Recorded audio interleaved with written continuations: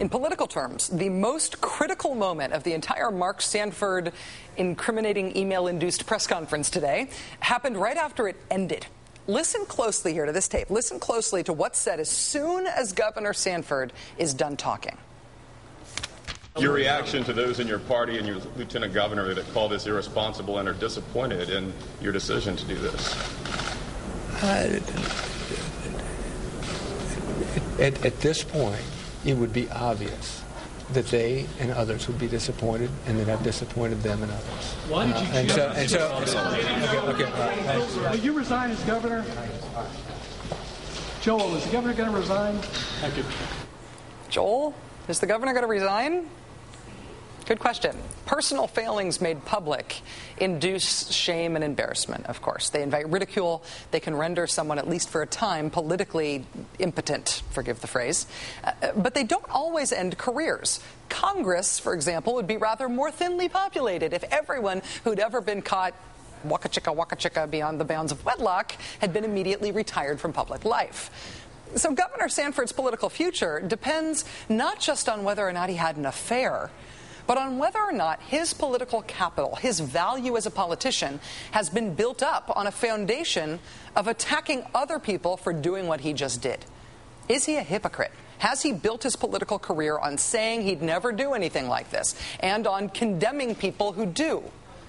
Moral superiority isn't a prerequisite for public service, but it is a prerequisite for those public servants who publicly claim that they are morally superior.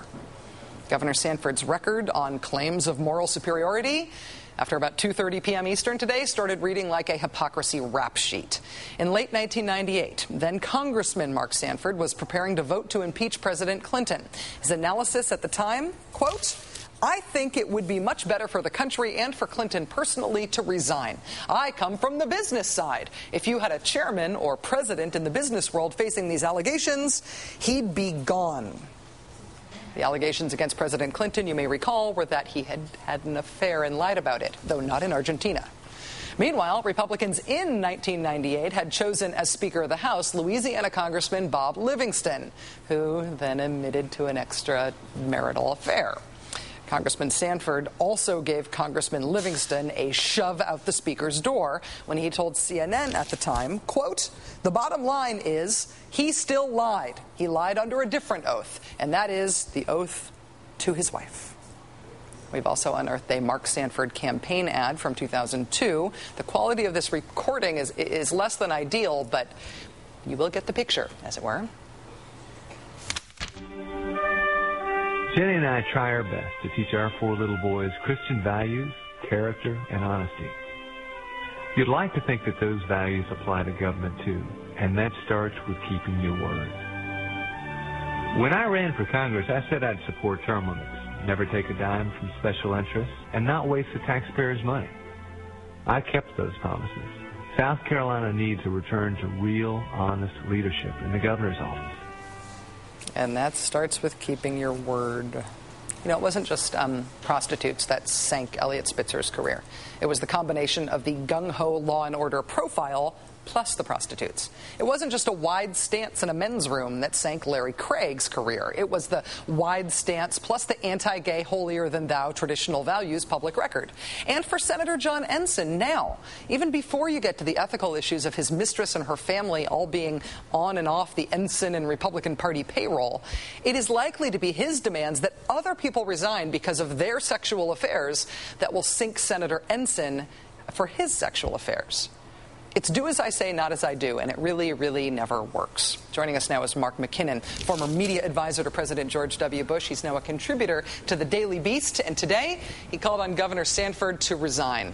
Mark, we've got to stop meeting like this. Well, to quote you and Astro, ruh-roh, yes. Weren't we just talking about this last week? Are you starting to worry that everybody who you put on your top 10 Republican prospects list is going to get picked off? Well, the way it's going, the only guy left is going to be the Mormon. Yeah.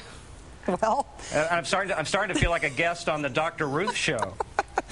I don't know. Huckabee seems like maybe, I don't know. Well, why do you think that Mark Sanford should step down as governor? Is it just the affair? Is it lying about the affair? Or is it hypocrisy? Well, it's always hypocrisy that's the real sin in these things. And I hadn't seen the political commercial that you just showed, but that's absolutely devastating. I think he should resign because he's lost all credibility to govern. I think he needs to resign because he needs to go pay attention to his family. But now that I've seen that ad, I mean that's the strongest evidence I've seen yet that he should be out of that office tomorrow. Now, let me also add that I'm the genius yesterday that said, gee, wouldn't it be refreshing that a governor took a walk in the woods on the Appalachian Trail? So, I actually thought that maybe he was out there hiking around somewhere. But unfortunately, the Republican Party's going south all the way to South America. Well, I mean, so far Governor Sanford has not resigned. Senator Ensign has not resigned. Senator Vitter never resigned. Senator Craig never resigned. He just ended up leaving at the end of his term. Do you think that the Republican Party does itself some damage every day it lets these guys stay on? I mean, Sanford himself said when he was in the House that when a Republican does something like this, he said, we ought to ask questions rather than circle the wagons for one of our tribe. Is it becoming a party problem? Well, I think it is, and I think we shouldn't have to remind these guys of their firmly held convictions. And these were strong voices who were out there saying, in Senator Ensign's case, he said if he ever found himself in a similar situation to Larry Craig, that he hoped he would do the right thing and resign. So it's not just me. I'm just reminding him of what he said that he would do if he found himself in these circumstances. So, we should hold people to a higher level of accountability in public office. It's eroding our confidence miserably in our public servants, and they do themselves good and they do a country a favor if they just step down. And beyond what the right thing is to do, both for themselves and the country and their party, I got to ask you, just because you're a very highly acclaimed media guy, how did the governor do at the press conference? I thought it was a disaster. I mean, I've seen a lot of crisis press conferences. This is in the Hall of Fame of absolute meltdowns, and it goes to your question about, is the guy really all there right now? I mean, because he seems like a guy who's really deeply troubled. Mark McKinnon, former media advisor for President George W. Bush, contributor to thedailybeast.com, and always a very welcome guest. Thanks for your time tonight, Mark. Carry on, Rachel. Thanks.